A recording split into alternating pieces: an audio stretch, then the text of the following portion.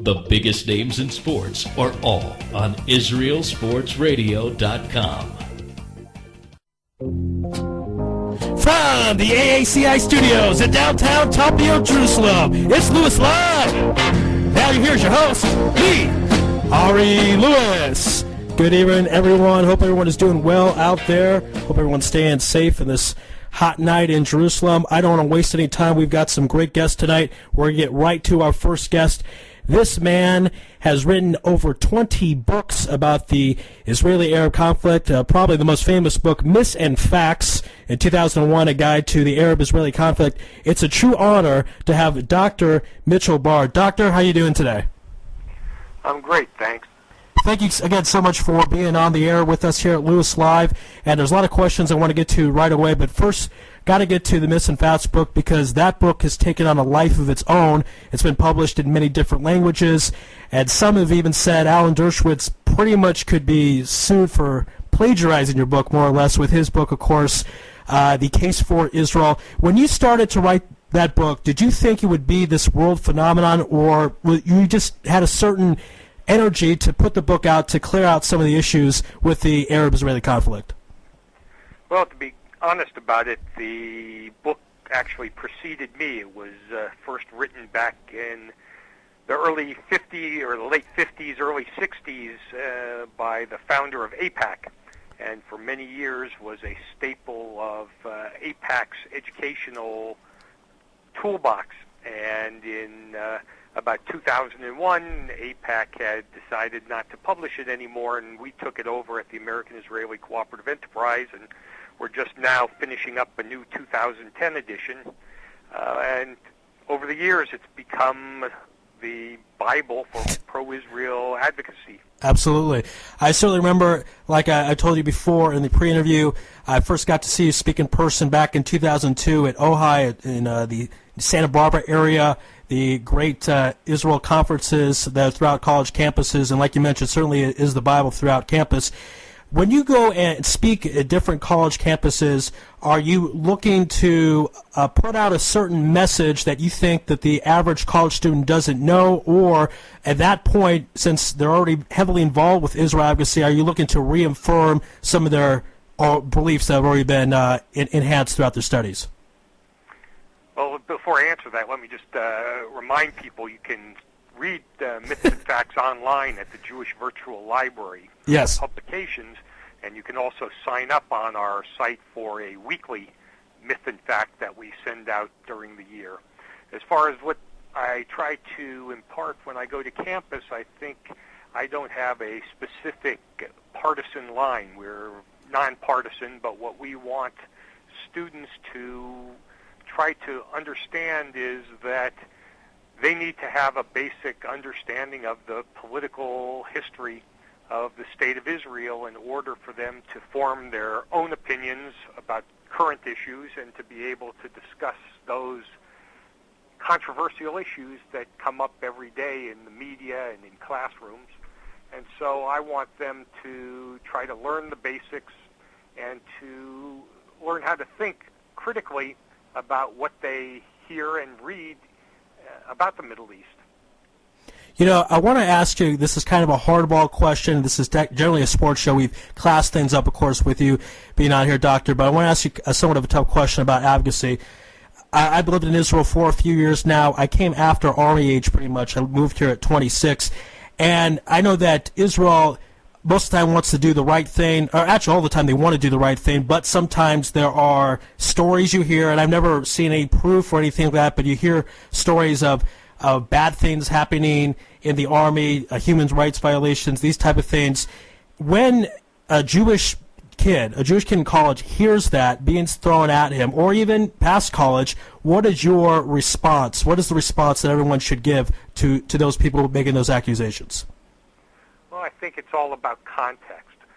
We who do not work for the government of Israel are not obligated to defend everything that Israel does, because Israel's not perfect. It does make mistakes sometimes. And often tragic things happen during war, as we've seen in all of America's wars and every other country's war. So there are times when things happen that Israel has to answer for, and the thing that I think most Israelis and friends of Israel take pride in is that when mistakes are made, they're investigated, and typically people who make them are asked to pay for those mistakes. So I don't expect people to ignore things that happen or to try to whitewash them. I simply try to instill in advocates the idea that you need to put these things in context and to be able to explain what the situation is that led to these problematic instances. And you don't have to brush them under the rug. But if you understand that these are usually anomalies and that Israel does everything in its power to avoid harming innocent civilians or committing any kind of human rights violations, then you understand that when they do happen, they need to be taken care of. Absolutely, amen to that. And again, I'm pro-Zionist as much as anyone, but if anyone in Israel is committing a crime or doing a tragedy, they should be punished to the full extent of law, just like anyone else. I certainly agree with that. And I want to ask you an American political question, because you worked with former President George H.W. Bush, and in 1991, after the Gulf War, his approval rating was sky high, about 90%. Then a year later, loses the election. The current president, right now, Obama, is suffering with his approval rating. Do you think he'll be able to turn this around and get a second term next year? Well, there's a lot of variables that go into whether a president's going to be reelected. Typically, the most important thing is the state of the economy. And as I'm sure all of your listeners know, the economy in the United States is in some fairly serious trouble. And right. By purely economic measures, the president is in very serious trouble for reelection. But that's not the only thing. The fact that the United States is now fighting in 3 different wars, the fact that there are a lot of other issues that are becoming more and more of concern to Americans, the issue for American Jews and Friends of Israel of the Obama administration's policy toward Israel is a factor. But another critical issue is who are the opponents going to be. And unless there is a very strong Republican candidate, it will be very difficult to defeat Obama, even if the conditions remain very, very difficult here. Okay, so definitely keep an eye on that. It's interesting because a lot of people a few years ago in the United States, if you would have told them that in some ways you would have a better economic outlook living in Israel than America, they would have laughed at you. And then for many people, that, of course, is a situation right now. Now, in some of the research for this interview, I've noticed that you've been obviously on many different outlets. Now, of course, Israel Sports Radio, so we're very happy to have you as well. But Fox News, MSNBC, and Al Jazeera. I got to hear this story. What was the story about you being on Al Jazeera? How did that work? Well, Al Jazeera does interview people who have points of view different from what's typically on Al Jazeera, which tends to be very one-sided and anti-Israel. A number of Israelis and others who are more sympathetic toward Israel have appeared on there. So the idea of at least trying to reach that audience with some truth appealed to me.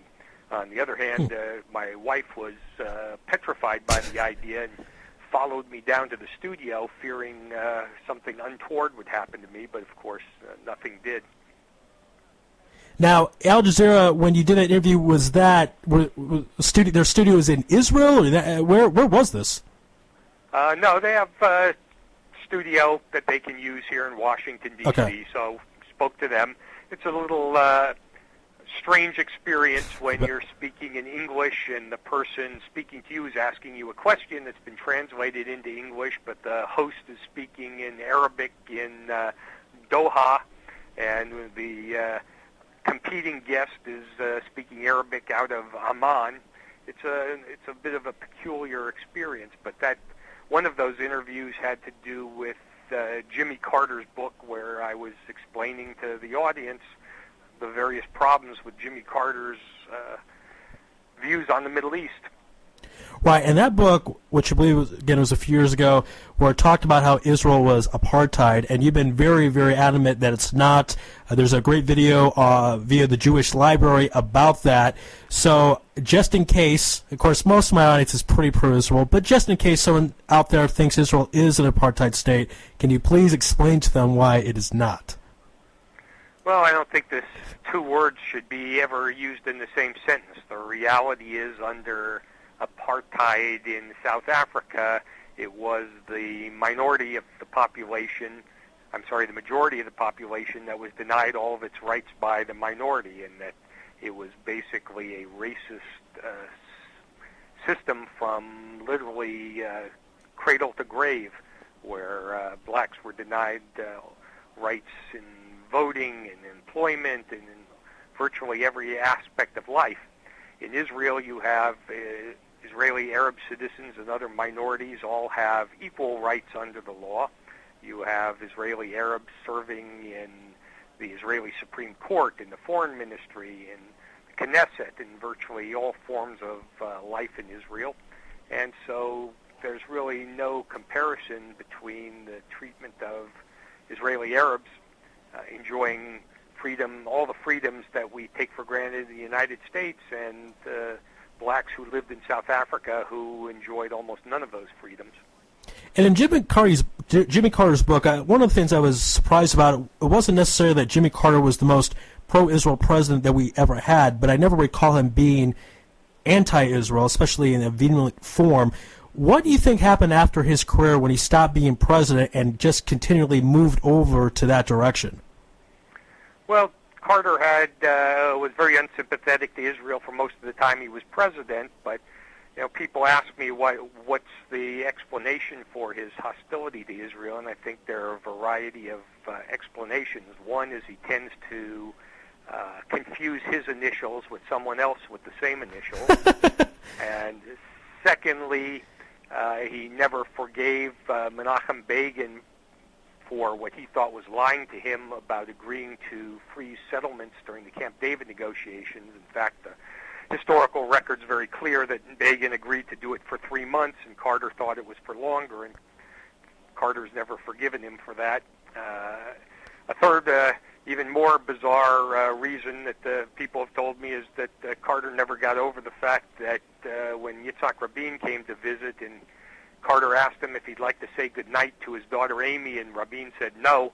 He was so offended by it that he hasn't quite gotten over that. And finally, the fact that the Jewish vote abandoned him after being very supportive of his election in 1976.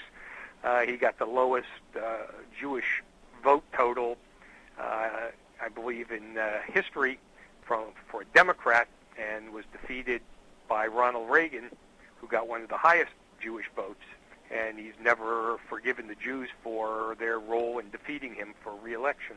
So he's punished us ever since. And you bring up an interesting point, because many times in politics we hear a lot of crazy stories of certain votes not going certain ways because of tiny little things, like you mentioned that Amy was not said goodnight to by Yitzhak Rabin.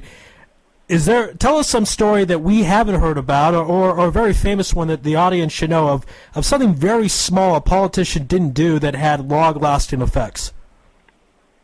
I'm not sure if I could think of one of those off the top of my head, but I think that one of the things that I talk a lot about in my latest book, The Arab Lobby, is the way that the Arab lobby has manipulated things behind the scenes. So to give you just one example of what's happening right now and the way the Arab lobby works, you may have read that the Saudis have been pumping more oil, in fact more than the OPEC quota has allowed. And at the same time, they've been complaining a lot about the Obama administration's policies and making a lot of noise about how unhappy they are with the United States. But in fact, what's really going on here is that the Saudis understand that the key to their survival is support from the United States. And so they have to keep the United States happy so that the United States will sell them the latest arms package, a $30 billion arms sale that is the biggest in U.S. history that Obama agreed to with the Saudis. And in exchange for that, the Saudis are doing what they can to try to keep the price of oil low. And they're doing that in part to send a message to Obama which says, look, if the economy continues to go down the toilet, your chances of re-election are very poor. We're going to try to keep the price of oil down so the economy doesn't get any worse, so that you can get reelected, and all we really want from you is to keep quiet about this democracy stuff. You can talk about democracy in Egypt or Libya or Syria, but just don't mention it when it comes to Saudi Arabia. And in fact, the one country that Obama didn't mention when he talked about the need for democracy all over the Arab world was Saudi Arabia. So this is the kind of way the Arab lobby has been able to manipulate presidents for the last 70 years and to have an impact on U.S. Middle East policy. Now, another influential group, J Street, actually their offices are right down the street from where I am right now. It's getting very popular among college students. What is your opinion of J Street? Well, I think J Street, first of all, is not very popular. They have very little support in the United States. They have very little support among college students. They, I think, are part of the Arab lobby. I talk about in the book in the sense that they have sided typically with the anti-Israel and pro-Arab groups against Israel in things such as the Goldstone Report, in opposing sanctions on Iran, in calling for the UN to vote that settlements are illegal. You know, a whole series of activities which are contrary to the interests of the people of the State of Israel. And basically they take the same position as many State Department Arabists who think they know what's best for Israel from America, and who believe that Israelis are either too stupid, too immature, or too politically constrained to do what's good for themselves, and they, 6,000 miles away, know better and want the United States to force Israel to do what's good for itself. Right. Absolutely right. When you're farther away, I guess people think they know more. That's what it seems like a lot of times. I want to ask you about the Danny Ayalon video. That, of course, talk about Judea's place in Samaria. What is your thoughts about that video?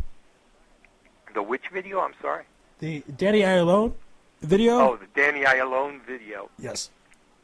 Well, I think that the main thing is to, again, as I said when you asked me about what I try to communicate to students about myths and facts, is that people need to have a basic understanding of the politics and the history that we're dealing with. And that whether you think that Israel should withdraw from some or all of the West Bank or not, or whether you think occupation is good or not, you have to be clear about what the facts are. And the truth is that the territory of Judea and Samaria is disputed territory, where Israel has just as good a claim as the Palestinians do. And it's simply a historical fact that it's not occupied. It was occupied for 19 years by the Jordanians, but now it's simply disputed territory, and it's up to the people of Israel to decide in negotiations with the Palestinians how much, if any, of that territory should be turned over for a Palestinian state. Dr. Barr, one last question before we let you go.